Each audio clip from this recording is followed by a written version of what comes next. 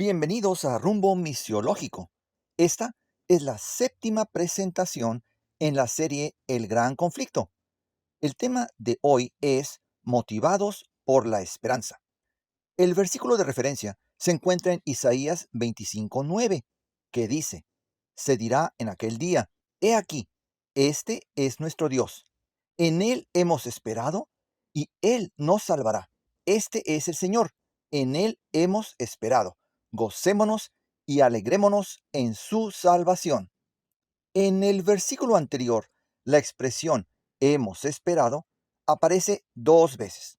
Así que vale la pena recordar lo que descubrimos al estudiar la serie del libro de los Salmos. Allí habíamos encontrado que la palabra kava, que se refiere a ser tenaz, perseverar, a esperar algo basado en lo que conocemos, también significa entrelazar, cuerda entrelazada, o si uno quiere todavía usar otra palabra, una soga. En otras palabras, si bien esperamos algo, es porque ya hemos invertido tiempo en entrelazarnos con lo que estamos esperando, de manera que estamos sólidamente asidos, agarrados de eso. La palabra es la raíz del término tikva, que en previas ocasiones hemos ya mencionado, se traduce como esperanza. De manera que tikva es una espera segura. Miramos hacia el futuro, hacia Dios, alguien infinitamente más grande que nosotros, y estamos convencidos de lo que va a ocurrir. Puede que no conozcamos los detalles, pero si Dios lo dijo, no hay espacio para dudar. Es por eso que hacemos estas presentaciones, porque estamos seguros de que Dios va a cumplir lo que dijo. Solamente tenemos que tomar su palabra en serio. Tenemos que dejar de ser espectadores. De lo contrario, la duda se enseñoreará de nosotros. En la presentación anterior, estudiamos un poco acerca de lo que ocurrió durante la Revolución Francesa, cuando se llegó al punto de hasta prohibir el cristianismo debido a la imagen distorsionada que se tenía de Dios y que había sido la que la iglesia medieval había transmitido. Inclusive mostramos cómo se veían los meses de 3 semanas de 10 días cada una. Luego vimos cómo en el siglo XIX se llevaron a cabo reavivamientos, tanto locales como misionales, a diversas partes del mundo. Todo esto como respuesta a los horrores que el ateísmo había mostrado durante la época del terror en Francia. Y fue esta sensación de éxito, de ver que el Evangelio se llevaba a diversas partes del mundo, tanto durante el siglo XVIII como en el XIX, que llegó a producir la idea de que tanto la venida de Jesús como el milenio que se habla en Apocalipsis estaba ya por ocurrir. Un granjero bautista de nombre William Miller, mediante el estudio de la Biblia, concluyó que Jesús estaba por regresar muy pronto, en unos cuantos años. Y es que, como hemos dicho antes, no es tanto que Jesús haya prometido regresar, más bien, él aseguró, declaró, afirmó, anunció que iba a regresar. Es lo que leemos en Juan 14, versículos del 1 al 3. Luego, el apóstol Pablo en la primera carta a los Tesalonicenses, capítulo 4, versículos del 13 al 18, anima a los creyentes de Tesalónica y les aclara de que los que están durmiendo en el Señor van a ser resucitados. También les explica la secuencia de eventos concernientes al regreso de Jesús. Más adelante, en Tito 2, 11 al 14, se habla del término bienaventurada esperanza, que en otras palabras se puede decir una expectativa feliz.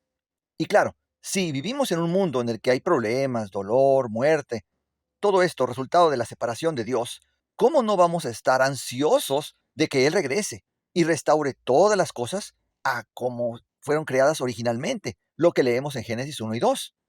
Por eso es que si conocemos a Dios, entonces confiamos en Él y apresuramos su venida, colaborando con Él. De esta manera, la segunda venida de Cristo es algo que ansiamos, no algo que puede causar temor.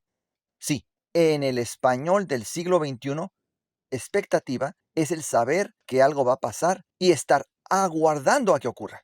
Mientras que esperanza es solamente el desear que algo ocurra, pero sin elementos para estar seguros de que va a ocurrir.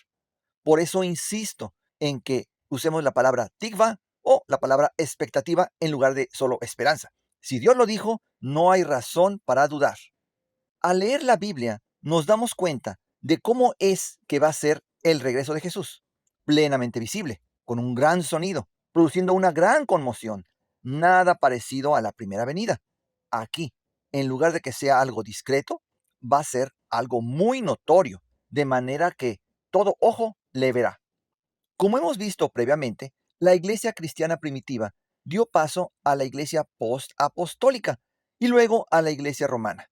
Lamentablemente, muchas verdades resultaron ocultas durante 1260 años, y fue por medio de los reformadores que esas verdades ocultas se fueron desenterrando poco a poco. Por ejemplo, lo que se conoce como la justificación por la fe, o sea, la rectitud mediante la confianza en Dios, y cómo esta confianza debe estar cimentada en Jesús. En 1816, William Miller comenzó a estudiar su Biblia con la ayuda de una concordancia. La forma en que llevó a cabo su análisis fue permitiendo que la Biblia fuese su propio intérprete. Un pasaje complementa o clarifica lo que otro dice, algo que encontramos en Isaías 28, 9 y 10. Partiendo de la base que la Biblia contiene la sabiduría de Dios y que todo lo que está allí es para nuestro bien. Eso es básicamente lo que leemos en Proverbios 8, 8 y 9. Permitiendo que el Espíritu, que fue el que inspiró a los escritores de la Biblia, ayude a su comprensión. Y es que al final es Él quien nos otorga el conocimiento, las capacidades y la sabiduría. Eso lo leemos en Daniel 1:17. Dios nos revela el futuro.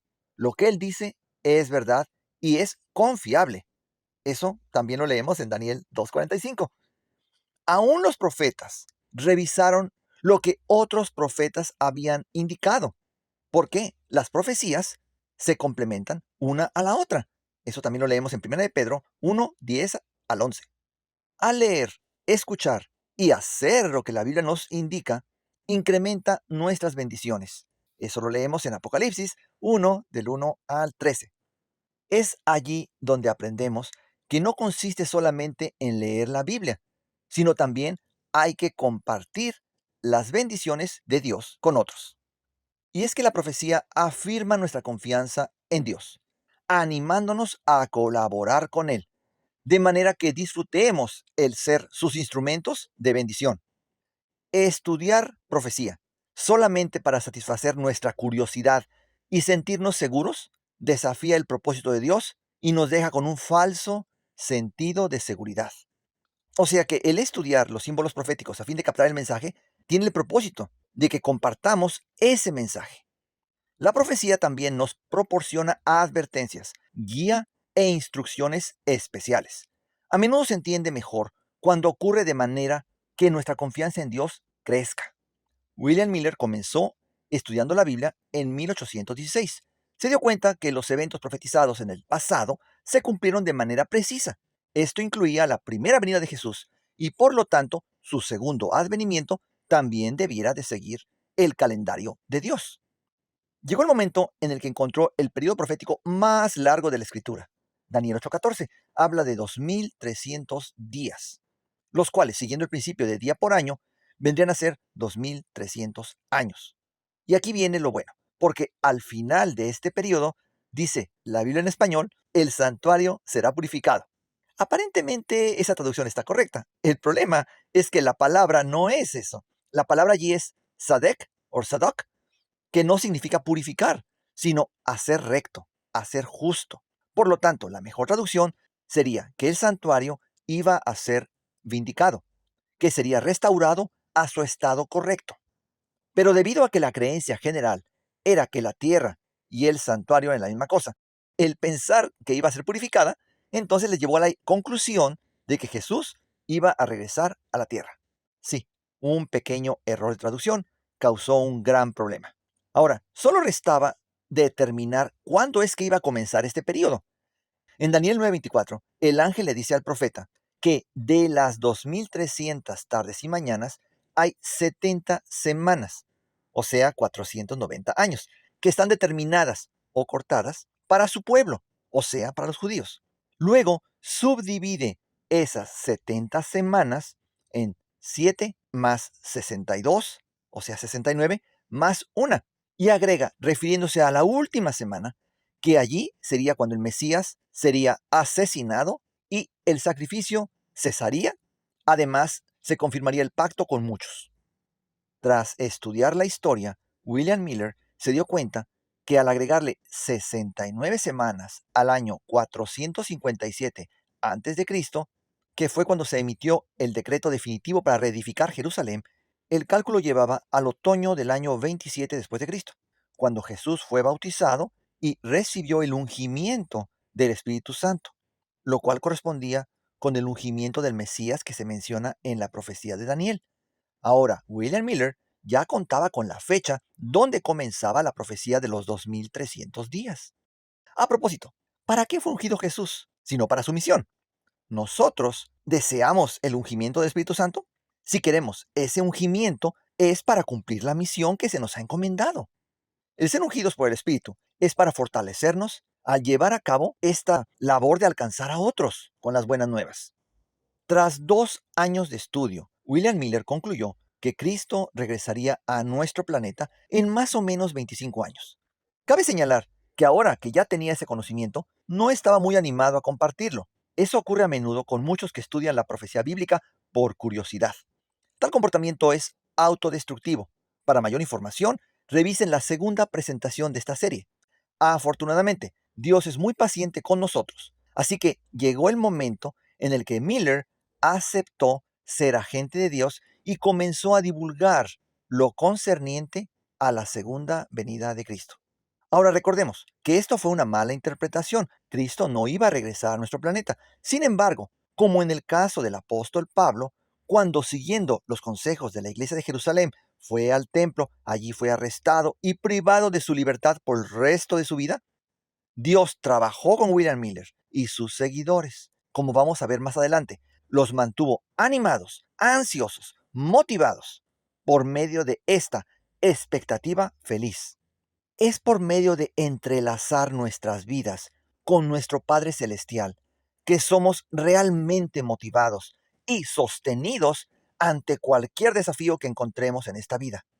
Claro que para llegar a entrelazar nuestras vidas con Dios, tenemos que conocerle y tras conocerle nos damos cuenta de que Él es quien dice ser y no quienes sus enemigos dicen que es.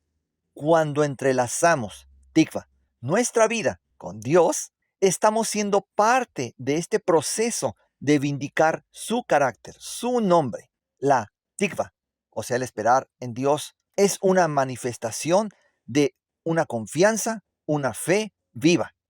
Si nosotros queremos también disfrutar de esta bendición de entrelazar nuestras vidas con la expectativa genuina, tangible, real de la restauración que Dios desea llevar a cabo en nosotros, no dejemos pasar un día más. Integrémonos a la divulgación continua de esta expectativa feliz, de esta tikva, esta esperanza bienaventurada. Al final, es hora de ir a casa.